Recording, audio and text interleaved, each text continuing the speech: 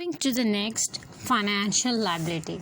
Financial liability is any liability that is a contractual obligation to deliver the cash or another financial asset to another entity.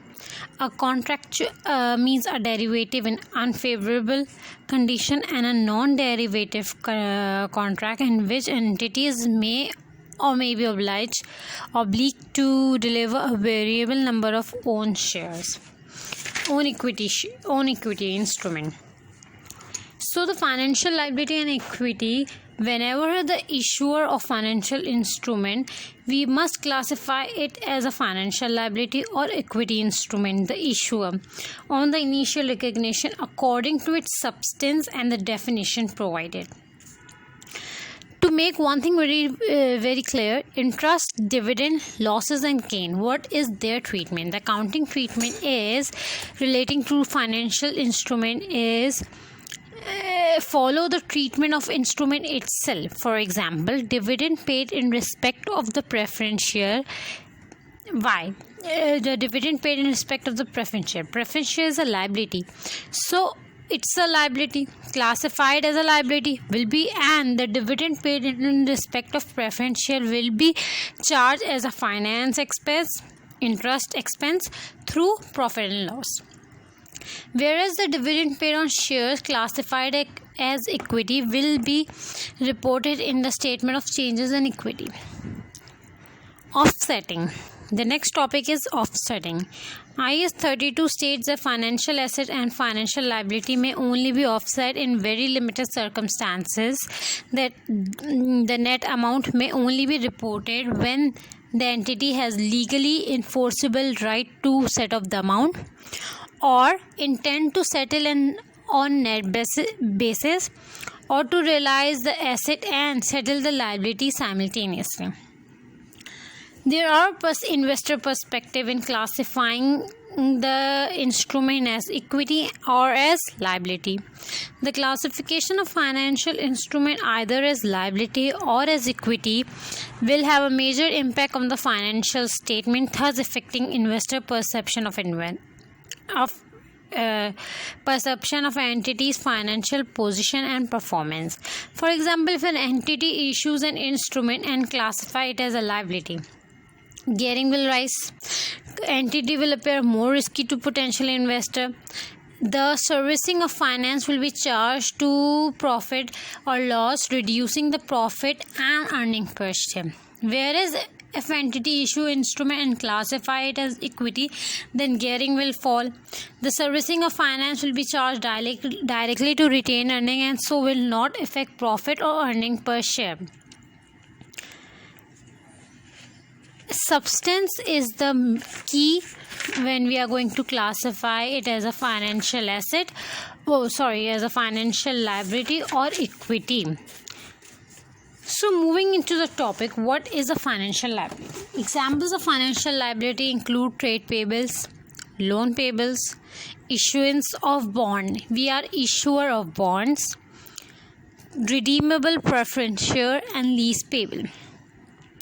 Initial recognition. At initial recognition, financial liabilities are measured at fair value. If the financial liability are measured at financial liability initially recognized at fair value with the adjustment of transaction cost.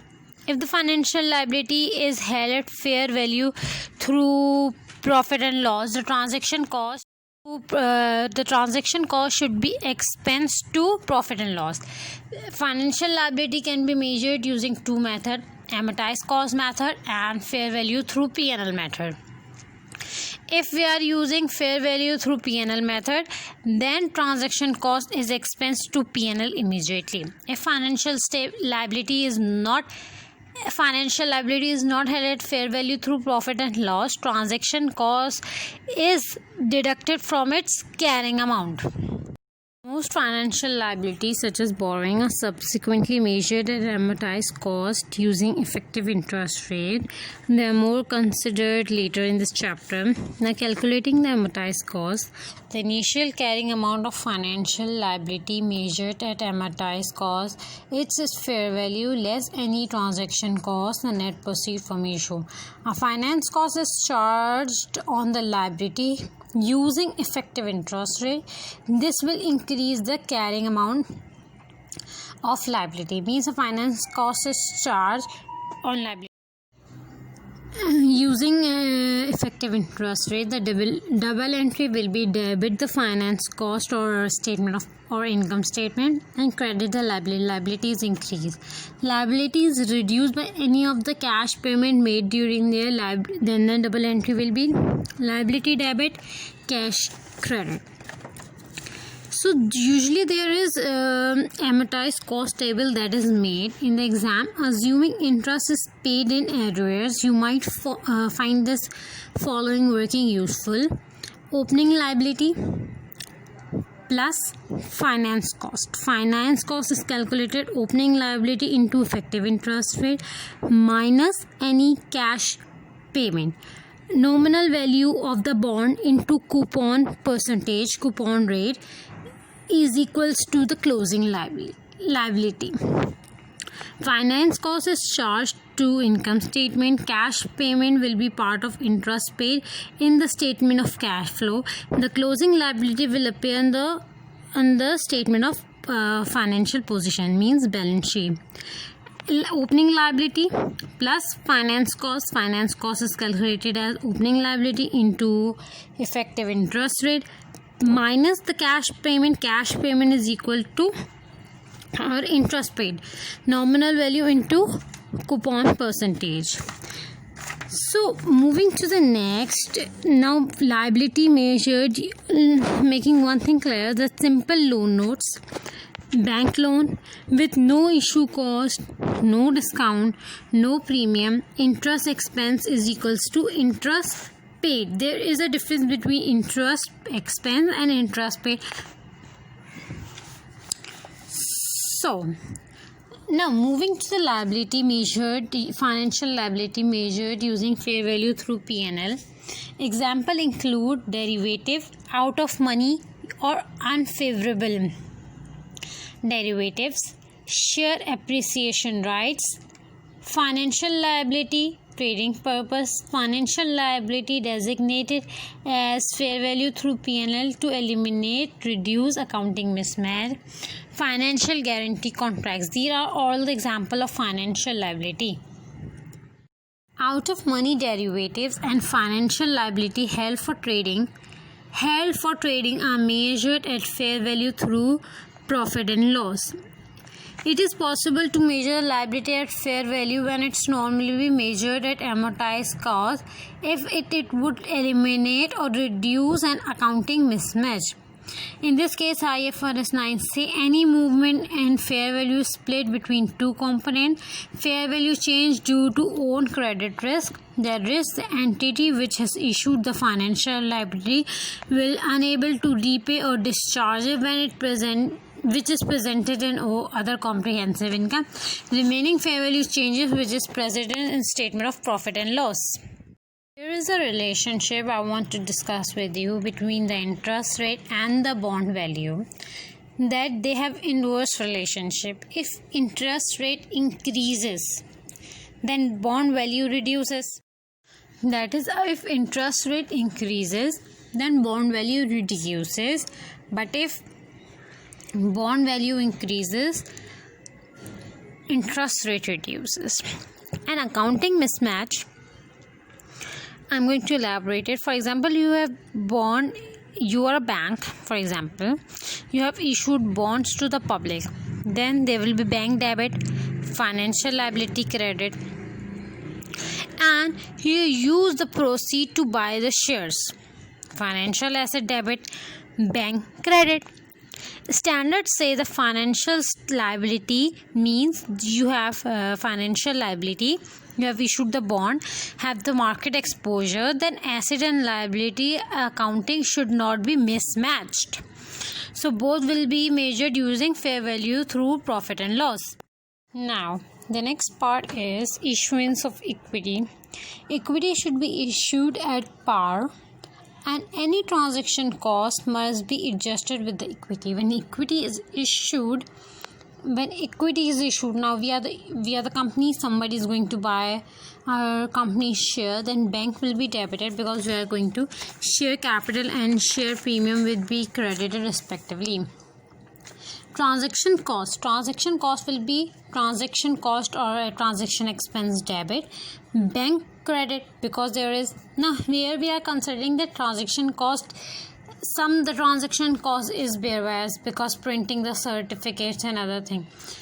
Then transaction cost is adjusted with the equity, otherwise it will go in P&L. So transaction cost credit, share premium debited. So to summarize it, transaction cost is firstly debited, bank is credited. To adjust the transaction cost, we are going to adjust with the equity, otherwise it will go in the P&L. Share premium debit, transaction cost credit. Compound instrument. A compound instrument is a financial instrument that has the characteristic of both equity and debt or liability. An example would be a debt that can be a debt that can be redeemed either a cash or in fixed number of equity shares. IAS 32 requires compound financial instrument to be split into two components: a financial liability or debt component, liability to repay the debt holder in cash. A debt component, a liability is financial liability. For a debt component, financial liability is reported. The liability to repay the debt holder in cash, and equity instrument, option to convert into shares. These two elements must be shown separately in the financial statement. How it is calculated? Value of equity. Usually on initial recognition, a compound instrument must be split into liability and equity component. A liability component is calculated as the present value of repayment discounted at the market rate of interest for similar instrument without the conversion rights. The equity component is calculated as the difference between the cash proceed and the issue of instrument and the value of liability component. Now, to deal with the transaction cost of compound instrument, transaction cost of compound instrument will be split between the equity and liability in their respective proportion. For example, value of compound instrument is 100, value of debt is 90, minus 100 minus 90, value of equity is 10. So the transaction cost is considering is 2. So it will be divided like 2 into 90, value of debt divided by 100, and then 2 into 10 divided by 100 is the value of issue cost. So 0.8 will be allocated to the debt and 0.2 will be allocated 0.2 will be allocated to equity. So will 0.2 that will be part of equity will be adjusted with the equity, and 1.8 of the cost of debt will be amortized. Transaction cost of debt will be amortized over the period. Then there will be two market interest rate, one with the issue cost, another without the issue cost. Amortized cost schedule will use internal rate of return with issue cost. Financial guarantee contracts. There are times when we have to provide a financial guarantee to the other party. For example, if I'm taking an asset asset or I'm taking a loan from other person, they are going to ask me that I provide them with the financial guarantee. So usually people don't give guarantee or financial guarantee further, and it's not reliable. So bank as an intermediate is in a position to give financial guarantee to other people, that if that person, if XYZ is unable to pay your loan, then bank is going to be paying. Now if bank is going to be a financial guarantor in this case, now bank is going to charge an amount we are talking about the premium. So on the initial recognition, the fair value of, now in this case, we, for financial guarantee contracts, we are a bank. Now consider yourself as a bank or an institute that is giving financial guarantee to others. On the initial recognition, the fair value of premium received less any transaction cost are recognized as a liability. Why? Because it's a liability. In case other person defaults, you have to pay the money, so it's a liability for you. Usually this premium, the value of premium is less. For example, $100,000 loan is taken for, there will be a $20,000 premium or any other amount, but it is recognized as a liability. This liability is then amortized as income. For you it is a liability, but it is also an income for you. This is then amortized as income to statement of profit and loss over the period of guarantee. However, if at the year end there is expected impairment loss that would be payable exceed the remaining liability is increased by that amount. To simplify it, I'm going to explain you like this. For example, at any point you realize that now you have to pay the amount. For example, $16,000 you have taken for a 4-year financial guarantee contract.